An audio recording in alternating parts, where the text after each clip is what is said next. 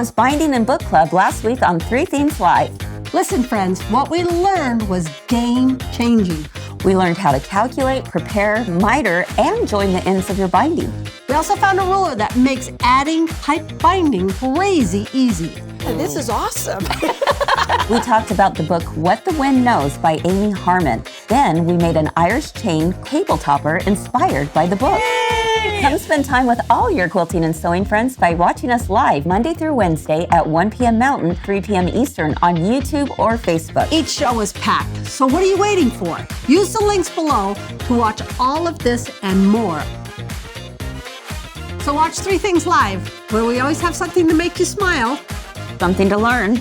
and something to discover. Let's go!